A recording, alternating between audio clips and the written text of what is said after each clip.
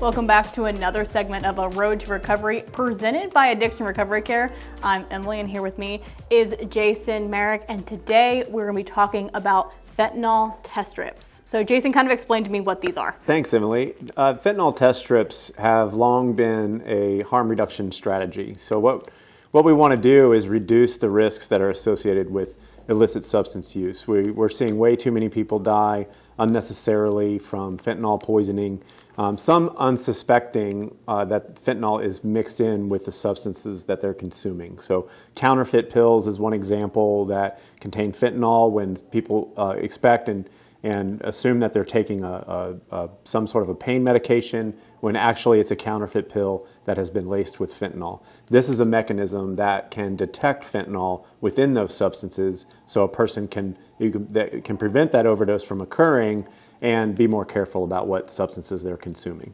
So how does this really work? Obviously it's stripped, so tell me how you can see if fentanyl is in that substance. Sure. So it's essentially a test strip that is stored at room temperature. There, you would take a small portion of the substance in question and dissolve it in a little bit of water, and then you would simply dip the end of this into that liquid form solution, and it would tell you very quickly if there was any fentanyl detected.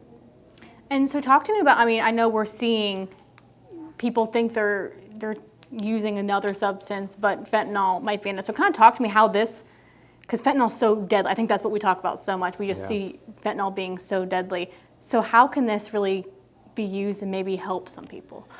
Well, the idea behind it is that people that are informed about what substances they're ingesting will use caution and have a better context of how to move forward. So we don't want any more unnecessary deaths that are associated with fentanyl poisoning in unsuspected substances. So we've seen fentanyl laced in marijuana, we've seen it laced in pain medication, methamphetamines, cocaine, you name the substance, and it's been laced with fentanyl. So very dangerous out there.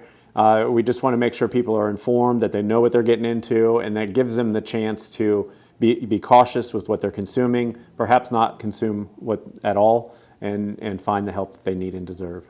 Is that something that we're seeing a lot of, is fentanyl being in a lot of drugs that no one really thinks is going to be? Yeah, and the ones that are most startling to me personally would be like marijuana. Finding fentanyl laced in marijuana, it's actually being put into an aerosol form, and they're spraying marijuana with the fentanyl solution, and people are just smoking pot and they're dying of fentanyl overdoses. Wow, and kind of talk to me too. We hear fentanyl. Just talk to me about how deadly and dangerous this drug really is. It is. There are over 100 different variations of synthetic opioids in the fentanyl spectrum, and each one is more and more deadly than the previous. And we've really scratched the surface on the analogs of fentanyl that are coming to light. So very dangerous, very deadly, takes a very small amount to cause a fatality. So whatever kind of tools we can use, any kind of precautionary measures, we're all for it. We want to make sure people can stay alive long enough to get the help they need. Well,